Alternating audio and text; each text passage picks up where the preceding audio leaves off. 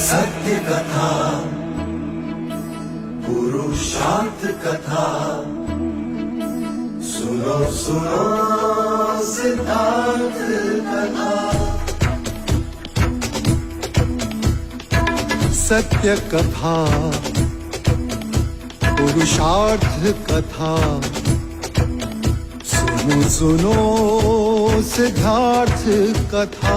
चढ़ते सूरज सा तेजवान वो कीर्तिमान, हुंकार भरे जब कूच करे, थर थर कांपे आसमान।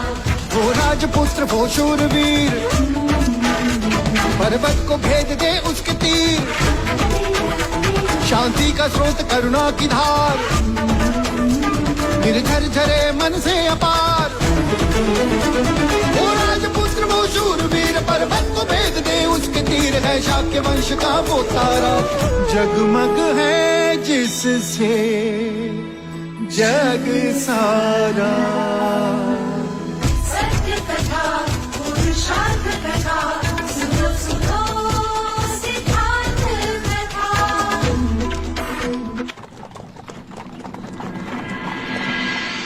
रुक जाइए।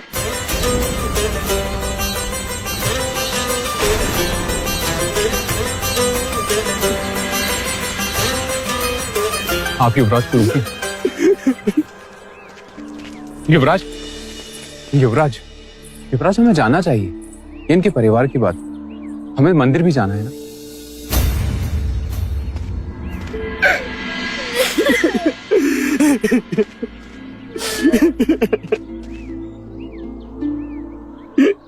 ये क्या कर रहे हो आप?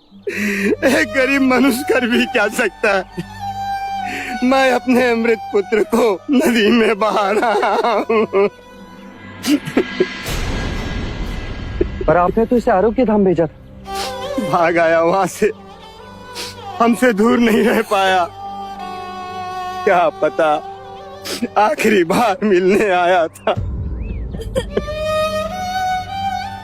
और मेरी विवशता देखिए युवराज, मैं अपने पुत्र का अग्निदाह करके उसे मोक्ष भी नहीं दिला सकता। इसे नदी में बहाना पड़ेगा। अग्निदाह क्यों नहीं दे सकते? मेरे पास ब्राह्मणों को देने के लिए धन नहीं है, और बिना दक्षिणा ब्राह्मण दाह संस्कार नहीं करेंगे, और मंत्रोच्चार नहीं होगा। मेरे पुत्र को सद्गति नहीं मिलेगी और मोक्ष नहीं मिलेगा। मोक्ष?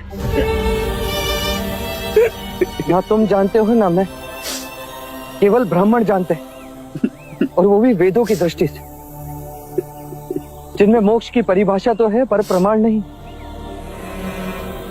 पर क्या तुम पूरे विश्वास के साथ कह सकते हो कि ब्राह्मणों के मंत्रोच्चार से तुम्हारे पुत्र को मोक्ष प्राप्त होगा, उसको सद्गति मिलेगी? क्षमा करे युवराज, हम लोग परंपराओं पर चलते हैं। परंपरा ही हमारी श्रद्धा है, और श्रद्धा के प्रश्न पर प्रमाण नहीं देखते। क्योंकि ऐसा करना वो भी एक परंपरा है।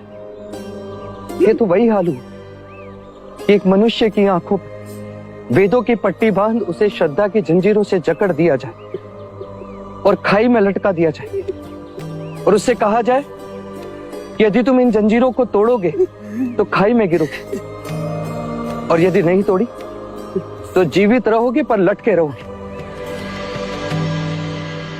और जीवनांत वो मनुष्य श्रद्धा की जंजीरें थामे संसार की खाई में परंपराओं के नाम पर लटका रहता है। फिर भी मंत्रोच्चार से मोक्ष प्राप्त होता है, सद्गति मिलती है, और ऐसे मिथ्या वचन में तुम मानते हो तो सजाओ चिता। केवल तुम्हारी खुशी के लिए आज ब्राह्मण भी आएंगे और तुम्हारे पुत्र का अग्नि संस्कार भी होगा। चन्ना, युवराज,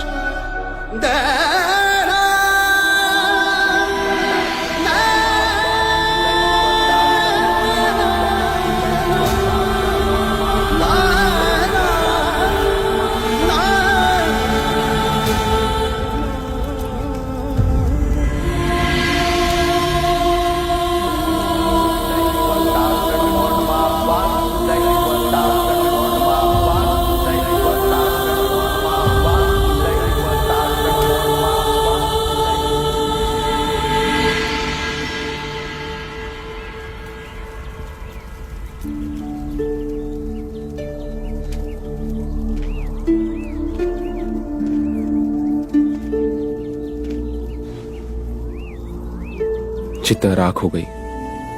दारुण के पिता भी अस्थियां विसर्जन को ले गए। कब तक बैठे रहेंगे आप यहां?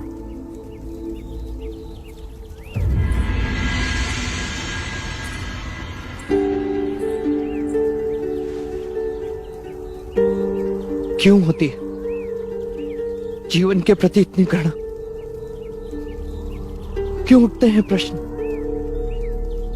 यदि जन्म से मृत्यु की ओर ही दौड़ना है तो जन्म ही क्यों लेते हैं हम? पंच महाभूत का ये शरीर क्यों राख हो जाता है? क्यों वैराग से मन भर जाता है? क्यों सारा संसार मिथ्या लगने लगता है? इसे विषाद योग कहते हैं युवराज। जब भी यम अपने अधिकार का उपयोग करता है, इस योग का जन्म होता है। जब भी मृत्यु होती है, मन विषाद से भर जाता है। परंतु ये योग क्षणिक होता है। कुछ दिन ये सब उसे याद करेंगे और फिर भूल जाएंगे। कुछ दिनों बाद दारुण भी अपने बड़े भाई को भूल जाएगा। यही संसार का चक्र है। कुछ दिनों पहले वो था, अब नहीं। कुछ दिनों तक हम रहेंगे, फिर नहीं। युवराज, मनुष्य को व्यवहारिक बनना चाहिए। मृत्यु से ना सूरज चांद का उगना बंद होता है, ना बादल का बरसना। प्रकृति का नियम है, फूल खिलते हैं, मुरझाते हैं, फिर कोपलें फूटती हैं। बादल बरसने को ही जन्म लेते हैं और बरसने के बाद उनका अस्तित्व नहीं रहता। फिर नया बादल बनता है, फिर बारिश होती है। पर जगत रुकता नहीं, वो चलता है। अब हम भी चलें? हाँ, हम भी चलते, यहां से दूर। कल प्रातःकाल ही मैं आपको दूसरे शाक्य प्रदेश ले जाऊंगा। ऐसी जगह ले जाऊंगा कि नहीं चन्ना, हम कपिलवस्तु वापस चलेंगे।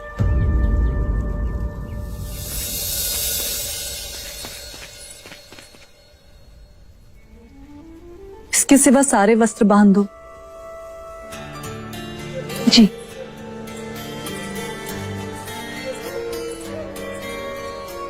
चन्ना ने कहा है कल प्रातःकाल हम यहाँ से प्रस्थान करेंगे। आपको यहाँ से कुछ कपिलवस्तु ले जाना है? नहीं, मुझे यहाँ की कोई स्मृति नहीं चाहिए जिसे मैं अपने साथ ले जाऊं।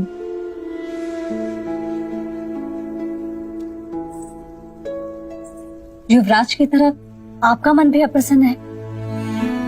एक सुझाव दूं, युवराज को ये शुभ समाचार दे ही दीजिए, फिर देखिए कैसे उदासी दूर हो जाती है।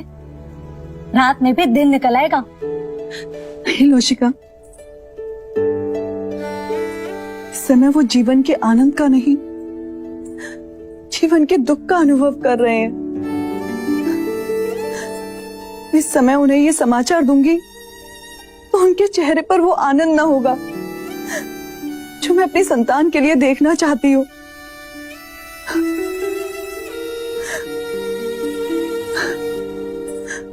उन्हें ये समाचार मैं तब दूंगी जब वो प्रसन्न होंगे। मैं आपकी वेदना समझ सकती हूँ राजकुमारी, चाहते हुए भी आप ये समाचार उन्हें नहीं दे सकते। पर देखिएगा, कपिलवस्तु पहुंचते पहुंचते सब ठीक हो जाएगा। इस समय मुझे माँ प्रजापति की बहुत याद आ रही है। बस किसी भी तरह यहाँ से निर्विघ्न कपिलवस्तु पहुंच जाए लोशिका।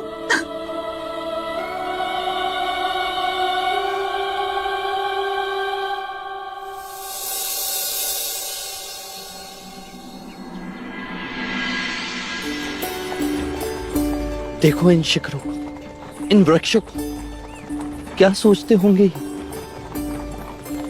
क्या कुछ नहीं देखा होगा गोपाइनों ने? फिर भी ये इतना शांत कैसे रहते होंगे? और हम मनुष्य रुक जाओ, मत करो इतना अत्याचार। मत करो हम पर इतना अत्याचार, मत करो। ईश्वर हमारी रक्षा करो ईश्वर, परिवार का निर्वाह कैसे करूंगा? ठहरो, क्या अपराध है इसका? तुम्हारा क्या अपराध है? कुछ नहीं। तो फिर क्यों अकारण बीच में आकर अपराधी बन रहे हो? भूख लगी है तो खाना खाओ, कोड़े खाने पर क्यों तुले हो? तुम जानते हो तुम किससे बात कर रहे हो? जो भी हो, हमारे पास राजा तपोधन का आदेश है। ये शाक्य गणराज्य के महाराज शुद्धोधन के पुत्र युवराज सिद्धार्थ हैं। क्षमा युवराज। युवराज, कहो क्या है ये सब? क्षमा करें युवराज, राजा तपोधन का आदेश है कि सारे व्यापारियों से कर वसूला जाए। युवराज, वो कर तो ये हमसे पहले ही ले जा चुके हैं। ये अतिरिक्त कर है, युद्ध के कारण राजकोष को भारी क्षति पहुंची है। बंद करो ये अतिरिक्त कर लेना। किसानों से लगान लेते हो, व्यापारियों से कर लेते हो, गरीबों से उनकी रोटी छीनते हो। जब प्रजा ही नहीं रहेगी तो राज किस पर करोगे? कह देना राजा तपोधन से कि युवराज ने विनती की है, ना माने तो आदेश भी मिल जाएगा। उठाकर रखो ये बोरिया जहां से उठाई थी। युवराज सिद्धार्थ की, युवराज सिद्धार्थ की, युवराज सिद्धार्थ की, युवराज सिद्धार्थ की, युवराज सिद्धार्थ की, युवराज सिद्धार्थ की, युवराज सिद्धार्थ की, युवराज सिद्धार्थ की, युवराज सिद्धार्थ की, युवराज सिद्धार्थ की, युवराज सिद्धार्थ की, युवराज सिद्धार्थ की, युवराज सिद्धार्थ की। क्या ढूंढ रहे हो युवराज? महादेवी प्रजापति को? ना, माँ को। महादेवी प्रजापति तो महाराज के साथ गई हैं। और महाराज कहाँ गए? महादेवी के साथ। और वो दोनों कहाँ गए? एक दूसरे के साथ। लो, जो सामने है उनका तो मान नहीं, और जो ना देखे उनकी पूछताछ। क्षमा करें काकी माँ, पर कोई बात नहीं पुत्र, पर तुम अचानक लौट क्यों आए? तुम्हें तो पूरे शाक्य गणराज्य का भ्रमण करना था। हाँ काकी माँ, वहाँ मन अप्रसन्न रहता था और आप सबकी याद भी आती थी, इसीलिए हम लौट आए।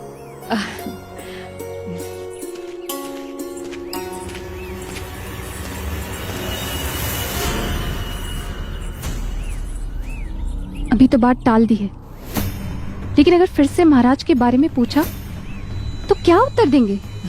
वही करेंगे जो अभी किया। क्या? अभिनय।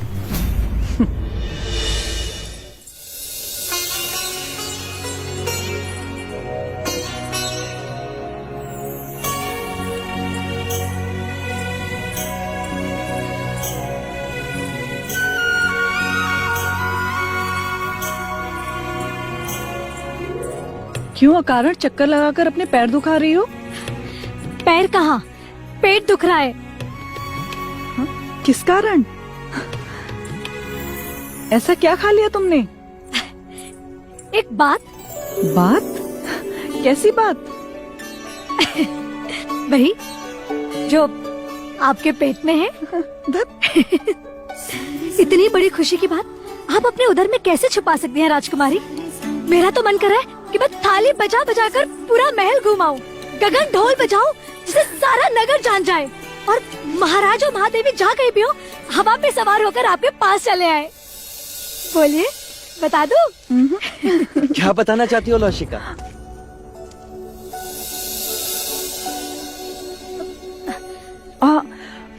यही कि हम दिए जलाने मंदिर जा रहे हैं।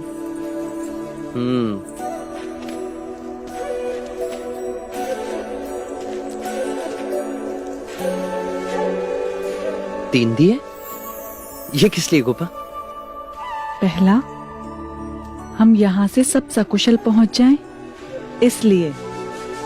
और दूसरा दीपक, हम वहाँ से सकुशल लौट आए इसीलिए। और ये तीसरा दीपक,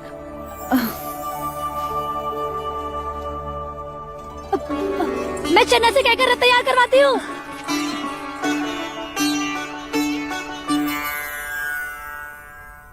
तुमने बताया नहीं गोपा, ये तीसरा दीपक किस लिए? आप बताओ तो मानू।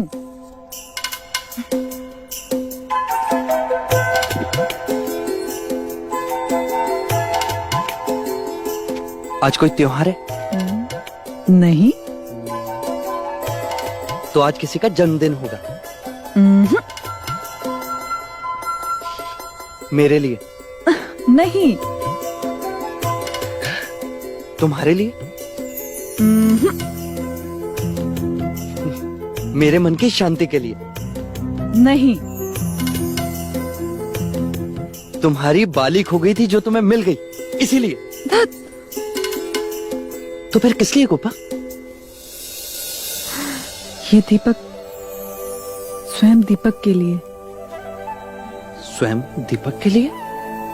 हाँ, उस दीपक की जो पूरे राजमहल में सबकी आंखों में, सबके मन में उजाला ही उजाला कर देगा। क्या? किसकी बात कर रही हो गोपा? उसकी, जिस दीपक को सारा परिवार कुल दीपक कहेगा। क्या कहा गोपा तुमने? अर्थात जो मैं सोच रहा हूँ वो सत्य है गोपा? वो सत्य है? हाँ। अर्थात एक छोटी बांसुरी बनवानी पड़ेगी, एक छोटा कटिबंध लाना होगा। हाँ। झुंझुने वाला। हाँ। उसके छोटे छोटे चरणों के पीछे दौड़ना पड़ेगा, जो महाराज की दाढ़ी खींचेगा और महाराज कुछ नहीं कर पाएंगे। जो माँ की गोद में सोएगा और माँ उसे लोरियां गाकर सुनाएगी। आह गोपा, गोपा, गोपा, गोपा, इस सृष्टि का आनंद सच कितना अवर्णनीय है। सच गोपा, जिसके केवल समाचार मन को उजाले से भर दिया, जब वो स्वयं आएगा तब क्या होगा गोपा? क्या हमारी आंखें उस उजाले को सह पाएंगी? हाँ, वो स्वयं हमारी आंखों का तारा होगा। अरे महाराजा और महारानी को जब ये खुशी की बात पता चलेगी तो क्या होगा गोपा? चलो हम ये खुशी की बात उनको बताते हैं। पर वो है कहाँ? वो तो, पर मैं उन्हें ढूंढ लूंगा। कैसे? वो तो महाराज की आज्ञा थी, इसीलिए मैंने कुछ पूछा नहीं। लेकिन मैं जानता हूँ गोपा, उनकी अनुपस्थिति का कारण मंजली काकी और मंजली काको को अवश्य पता होगा। मैं अभी पूछ कर आता हूँ। और मैं कह देता हूँ गोपा, सबसे पहले ये खुशी का समाचार हम माँ को सुनाएंगे। माँ बहुत खुश होगी, बहुत खुश होगी माँ।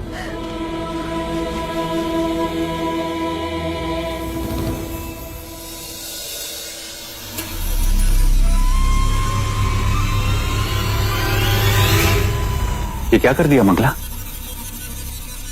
क्या हुआ? पैरों के नुपुर को शीश का आभूषण बना दिया।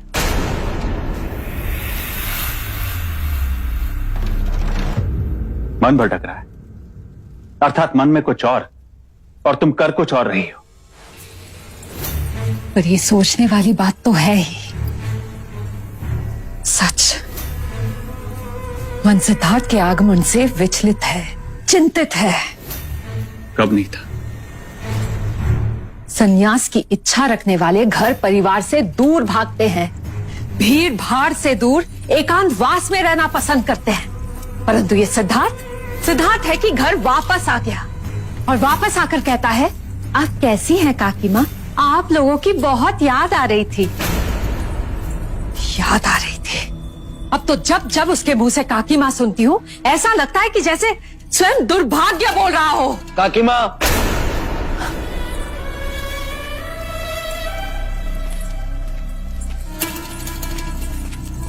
क्या हुआ पुत्र? काकी माँ, मैं इसी घड़ी महादेवी से मिलना चाहता हूँ। ऐसी कौन सी विपदा आन पड़ी जो हम नहीं सुलझा सकते? विपदा नहीं काका, घोषणा को। घोषणा? हाँ, समाचार खुशी का है, पर मैं चाहता हूँ कि सबसे पहले ये समाचार माँ सुन। बताइए ना, माँ कहाँ है? रोहिणी नदी के तट पे। रोहिणी नदी के तट पे? हाँ, कुछ पूजा पाठ करने गए हैं, कदाचित तुम्हारी मनोशांति के लिए। आज्ञा काकी माँ, मैं चलता हूँ, उन्हें साथ लेकर ही लौटूंगा।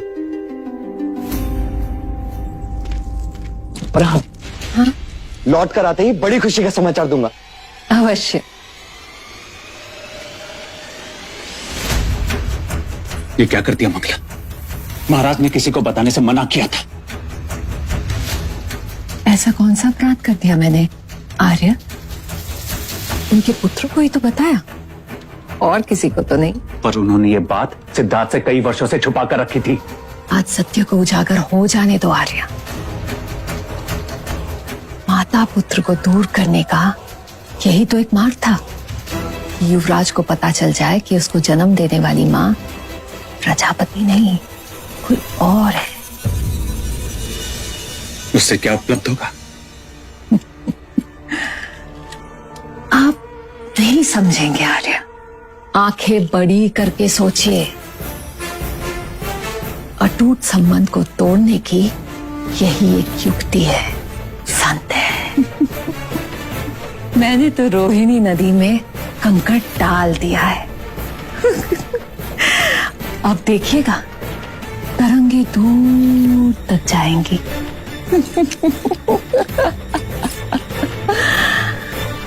कभी कभी मंगला कमाल कर जाती है ना आर्य?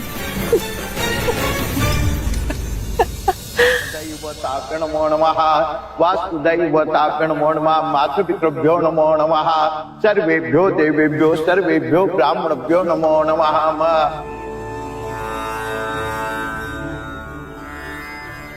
क्या सोच रही हो देवी? न जाने क्यों आज अचानक अपराधी भावना का अनुभव हो रहा है। भी ऐसा क्यों? माँ का तर्पण, श्राद्ध, पुत्र का अधिकार होता है, और हमने सिद्धार्थ से यह अधिकार छीन लिया। सत्य है, परंतु पुत्र का यथार्थ सोचना क्या माता पिता का कर्तव्य नहीं? ऐसा सोचो देवी कि हमने उसके अधिकार नहीं छीने, हमने हमारा कर्तव्य किया। न जाने कौन सा दुख उसे वैराग्य के पगडंडी पर ले जाए, इसलिए हमने उसे हर दुख से परे रखा। हम अपराधी नहीं। हर क्षण यही भय लगा रहता। किसी दिन उसने जान लिया तो क्या होगा? क्या वो ये दुख सह पाएगा? क्या सत्य जानकर वो हमें क्षमा कर पाएगा? दे माँ, माँ, माँ। सिद्धार्थ, सिद्धार्थ लौटा है। सिद्धार्थ, देव सिद्धार्थ यहाँ आ रहा है।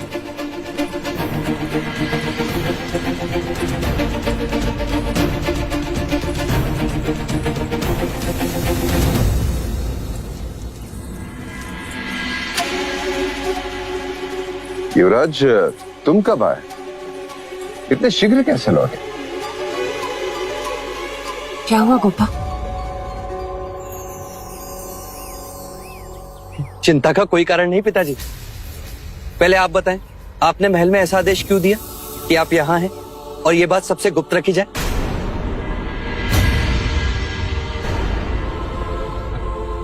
इसलिए कि राजनीति हमारा पीछा न करे, अन्यथा महामंत्री उदयन राजनीतिक समस्या लेके हमारा पीछा छोड़ते ही नहीं। पर ये गुप्त पूजा है किस लिए माँ? युवराज, ये पूजा पारिवारिक शांति हेतु है। तो परिवार के साथ क्यों नहीं?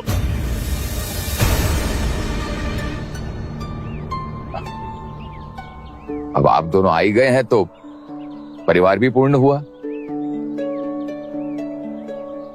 तो ठीक है, पहले पूजा समाप्त कर ली जाए। इसका फल एक समाचार के रूप में आपको तुरंत मिलने वाला है। कैसे समाचार? पहले पूजा पूर्ण कर ले, फिर बताऊंगी।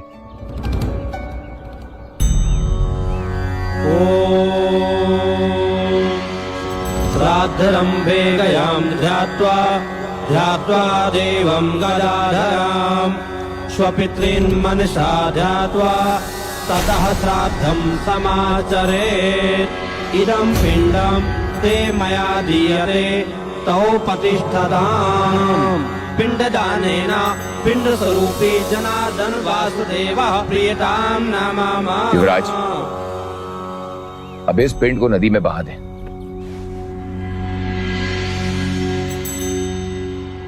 पिंडदान?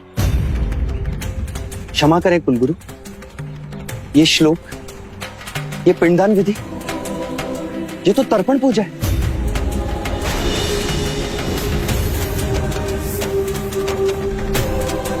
हाँ युवराज, ये सत्य है। किसका तर्पण कर रहे हैं आप? दान के लिए ये चूड़ी, ये कपड़े, ये सिंदूर, किसका तर्पण हो रहा है यहाँ?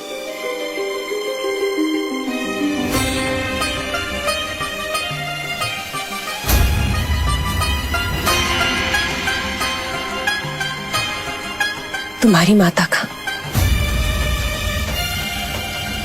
महादेवी, तुम्हारी माता का।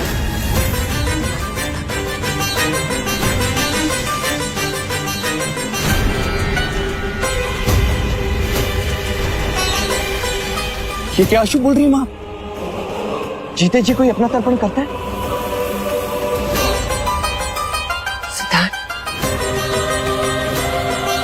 हमने बहुत प्रयत्न किया कि तुम्हें इस दुख से दूर रखें, पर अब तुम बड़े हो गए, तुम समझ सकोगे। मां, क्या समझ सकूंगा मैं? सिद्धार्थ, मैं तुम्हारी जननी नहीं,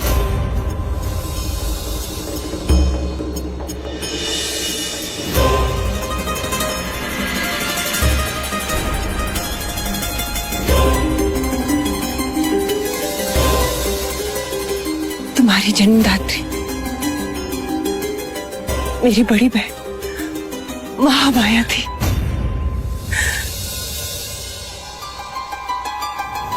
तुम्हारे जन्म के 7 दिन बाद चल बसी। मैं तुम्हारी जननी नहीं, तुम्हारी पालक माता हूं।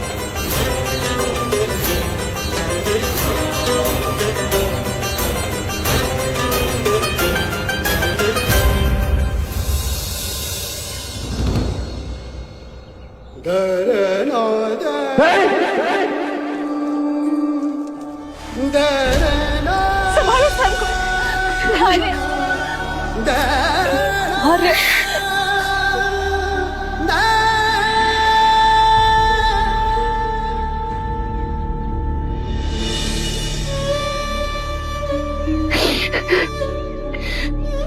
विधि की वक्रता देख लो गोपाल, समय का ये शाप योग देख लो। मैं और गोपाल आपको अपनी आने वाली संतान का समाचार देना चाहते थे, और आपने मुझे मेरी माँ की मृत्यु का समाचार दे दिया।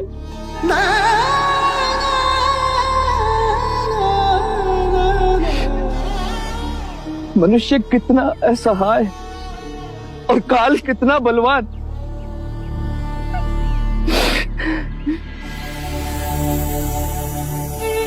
क्या मैं तुम्हें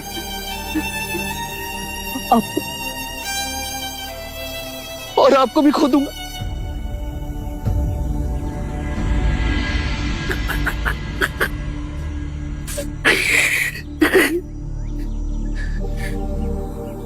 और मैं भी कहीं खो जाऊंगा।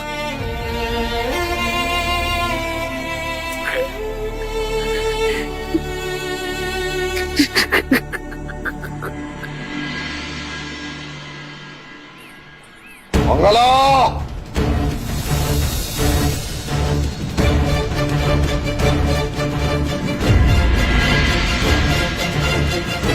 अच्छा ये बताइए तो सही कि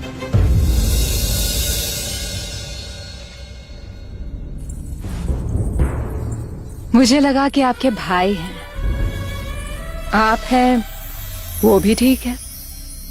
चलिए आज आप ही बता दीजिए कि यह हार मेरे गले पर कैसा दिखता है। हाँ?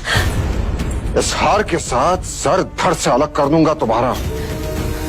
आज तक तुमने जो कुछ भी किया, जो कुछ भी कहा, मैं चुप रहा, तुम्हारा स्वभाव समझकर अनसुना किया। परंतु अब यदि तुम्हारे कारण सिद्धार्थ को कुछ हुआ तो मैं तुम्हें कभी क्षमा नहीं करूंगा। मेरे कारण? मैंने ऐसा कौन सा अपराध कर दिया महाराज? जो बात गुप्त रखनी थी तुम्हें सिद्धार्थ को बताने की क्या आवश्यकता थी? तुमने उसे क्यों बताया कि हम नदी के तट पर गए हैं? तो क्या उसे महामाया के बारे में पता चल गया? चलो जो हुआ बहुत अच्छा हुआ महाराज, बहुत अच्छा हुआ। लटकती तलवार बनकर जो सत्य जी रहा था वो सामने आ गया। आपके और महादेवी के हृदय का भार भी कम हो गया महाराज, अद्भुत। परंतु महाराज आप तो भार की जगह फटकार दे रहे हो। मैं केवल तुम्हें चेतावनी देने आया हूं मंगला। पुनः ऐसी भूल हुई तो मैं भूल जाऊंगा कि तुम मेरे भाई की पत्नी हो। पर मुझे सदैव स्मरण रहेगा महाराज कि मैं आपके भाई की पत्नी हूं, आपकी नहीं।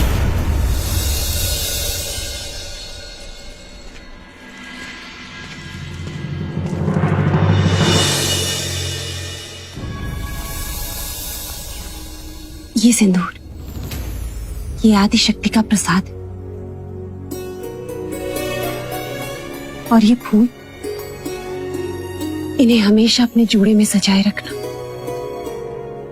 इसकी सुगंध से माँ और बच्चे दोनों का मन प्रसन्न रहेगा।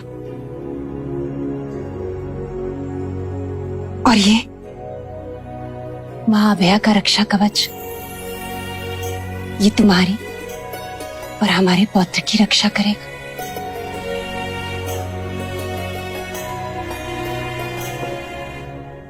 और ये गहने, इन गहनों की क्या आवश्यकता है माँ? क्यों नहीं, तुमने कपिलवस्तु के भविष्य के शुभ समाचार दिए, हमारे पुत्र को अपने प्रेम से बांधकर वैराग्य की ओर जाने से रोका। ये गहने बधाई के।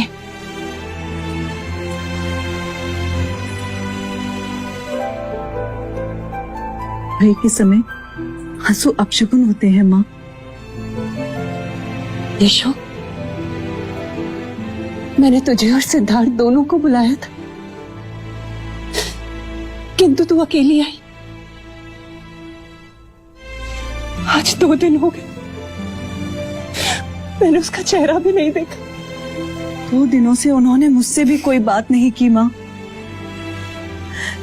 केवल अपने आप में खोए रहते हैं, आसमान तकते रहते हैं।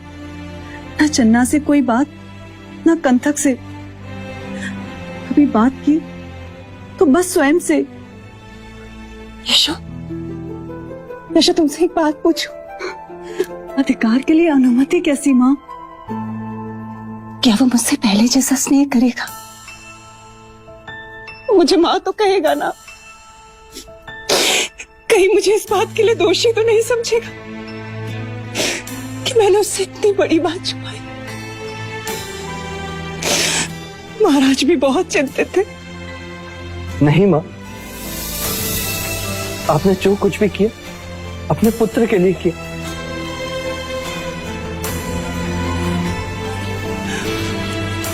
सिद्धार्थ,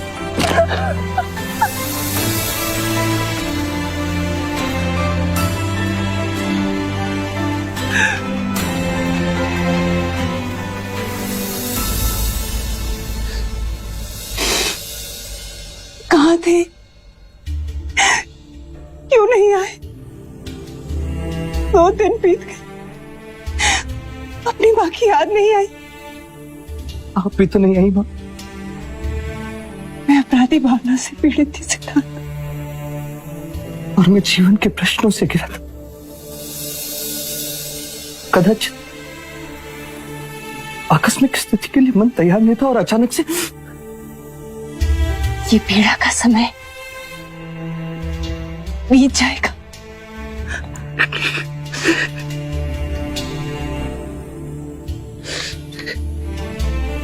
आपसे कुछ कहना चाहता हूं मां।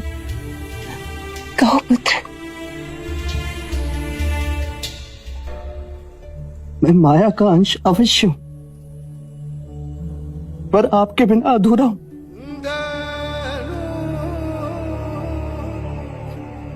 आपकी ममता मेरा सौभाग्य है। आपका त्याग मुझ पर आपका उपकार है। मैं अनुज नंद का दोषी हूं, जिसे मेरे लिए आपने स्वयं से दूर रखा, जिससे मेरी ममता में कोई कमी ना हो।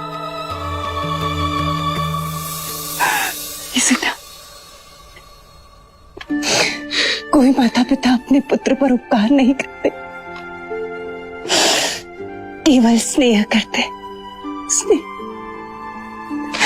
मैंने आज यशोधरा के साथ तुम्हें इसलिए बुलाया था क्योंकि यशो के साथ साथ मैं तुम्हें भी कुछ देना चाहती थी। आओ मेरे साथ, आओ।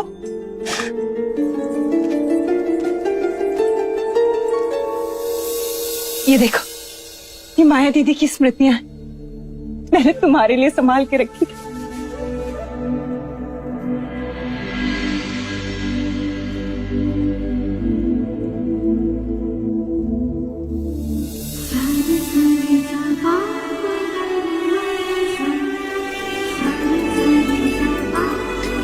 माया दीदी बहुत सुंदर थे,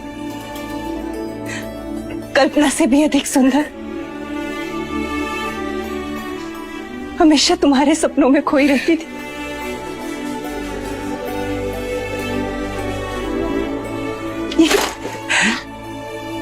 ये तुम्हारे बचपन का खिलौना है सिद्धार्थ।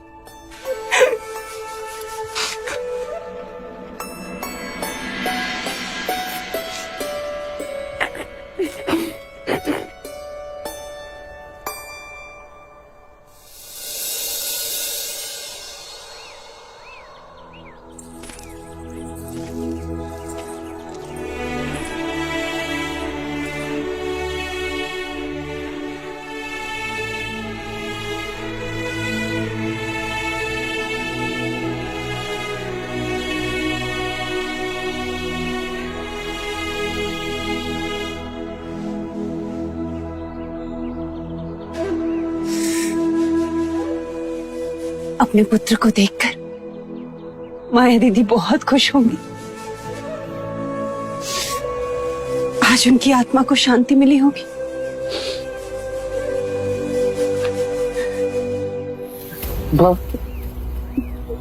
आपको मैंने देखा नहीं, सुना नहीं, पर आपकी धुन सुनी। आपको बांसुरी सुनना प्रिय था, तो ये धुन ही मेरा आपको तर्पण।